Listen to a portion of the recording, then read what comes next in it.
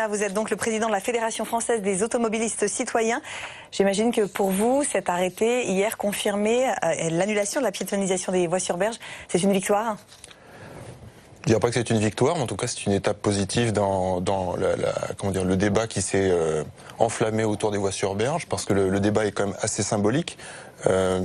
C'est une voie qui, comme vous le voyez à l'image, bien souvent est peu empruntée en semaine, et de moins en moins, je dirais, quand le froid arrive. Donc pour nous, c'est quand même un peu un non-sens de l'avoir fermée, alors qu'en fait le report de la circulation a généré une pollution bien réelle auprès des commerçants, auprès des riverains notamment, et auprès des automobilistes qui sont eux-mêmes enfermés dans leur voiture juste au-dessus. Et donc on ne comprend pas vraiment quelle est la démarche initiale d'Anne Hidalgo. Si c'était une lutte contre la pollution, ça fait 1 an qu'on voit que la pollution a augmenté. Et si c'est une manière de relancer l'activité touristique ou l'activité simplement commerciale autour de la Seine, on pense qu'en fait il y avait d'autres solutions bien plus viables, notamment de piétoniser le haut plutôt que le bas, puisqu'en fait les commerçants auraient pu largement profiter d'un passage touristique bien plus important qu'aujourd'hui. Et je dirais que même il y a une atteinte à la santé publique, puisqu'en fait les commerçants et les riverains aujourd'hui souffrent au quotidien du report de cette circulation. Alors attention Stéphane Colonna, parce que la décision de justice d'hier, et on l'a bien compris, elle est temporaire. Les voitures effectivement est temporaire, les voitures ne vont pas revenir sur les voies sur berge. Plutôt donc une victoire que vous qualifiez quoi, de victoire en demi-teinte? C'est une victoire en fait du droit déjà, parce qu'en fait pour moi l'élu est quand même l'incarnation du respect de la loi, et avoir un tribunal administratif qui en cours d'appel est confirmé, ça prouve bien qu'en fait on a bien souligné que si le principe n'est pas remis en cause, la manière dont le dossier a été conduit est totalement ubuesque. Parce que maintenant c'est terminé, est-ce qu'on peut faire machine arrière?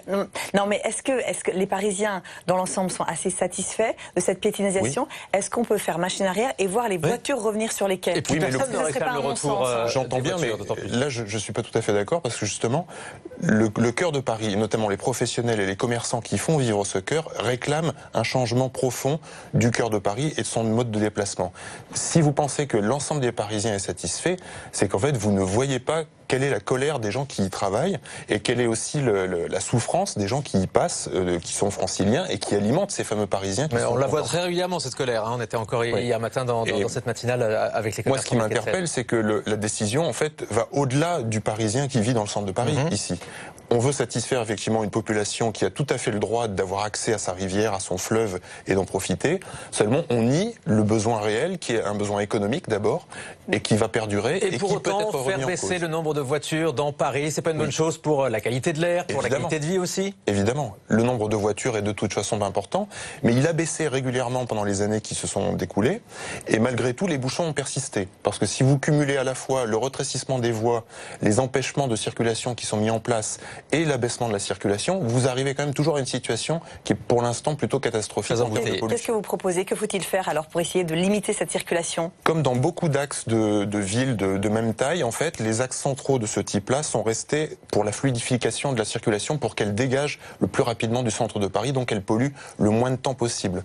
On aurait pu très bien, comme je vous le disais au départ, piétoniser le haut et laisser le bas plus fluide, ou le faire avec beaucoup plus de mesures, moins excessivement comme ça, de manière à ce que par exemple le week-end, systématiquement le bas soit piéton, et que la semaine où en fait la voie est peu utilisée, elle redevienne un axe d'évacuation des automobiles. Un dernier mot, Stéphane Colonna, votre association a déposé un recours contre le deuxième arrêté pris par la mairie de Paris, celui donc au nom de la défense du patrimoine. Le tribunal administratif se prononcera jeudi. Vous êtes confiant là sur l'annulation de cet arrêté?